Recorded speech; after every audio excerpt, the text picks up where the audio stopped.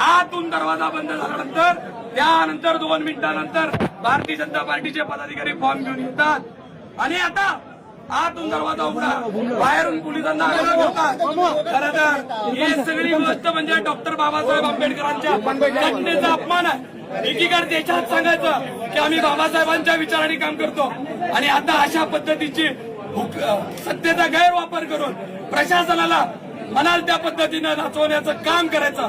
या देशात कुठं लोकशाही राहिली आहे का नाही अशा पद्धतीचा प्रश्न आज आम लोक जाहीर विचारतात. इथं उमेदवार सगळ्या जीवाची बाजी लावून काम करतात. नगरसेवक व्हायचा आहे, सोलापूरचा विकास करायचा आहे, यासाठी जीवरात्र 5-5 वर्ष काम करतात. निवडणूक आयोग इकडे आम्हाला टीव्हीवर सांगताय ही आमची नेमावली आहे. अशा पद्धतीनं आम्ही टाइम ना टाइम आम्ही त्याचा सगळा हे करू.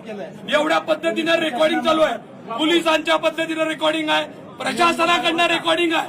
या सगळ्या गोष्टी असताना सुद्धा सगळ्या गोष्टी ताब्यावर बसवण्याचं काम या लोकांनी करायचं ठरवलंय का काय?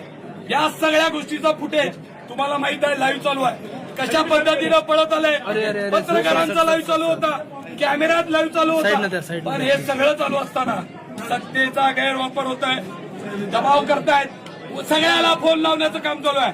अहो आरोंना काम करू द्या ना आतमध्ये, त्यांचं काम महत्वाचं आहे.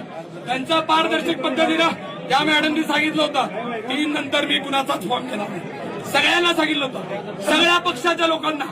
महापालिकेच्या आयुक्तांनी सांगितलं होतं, अनाउन्समेंट झाली. सगळं झाल्यानंतर सुद्धा तुम्ही ते फॉर्म देऊ शकता. त्यांचा असा दावा आहे 3 वाजता मी रांगेत उभे होतो असं त्यांचं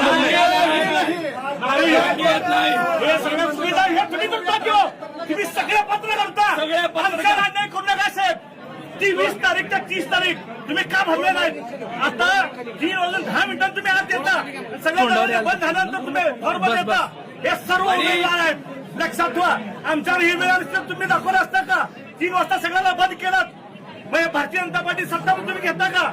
आम्ही कदापि विश्वास करणार नाही. आम्हाला गोळ्या गेला, आम्हाला इथं मारून टाका, काय पाहिजे ते करा, आम्हाला कशाही पद्धतीचा आमच्यावर अन्याय करा. आमचं रक्त जरी पडलं तरी आम्ही हटणार नाही. आमच्या मुद्द्यावर तुम्हाला जावं लागेल. आरोनी सांगितलं होतं की मी दरवाजा उघडणार नाही आणि आरोला बळजबरी करून दरवाजा उघडण्याचं नाव कोण करत असेल तर आम्हाला इथं पाठी लावावं लागेल. आणि पुढची भूमिका काय हरकत घेणार की सगळ्या प्रकरणावरती आम्ही सांगितलं आरोनी बाहेर यावं.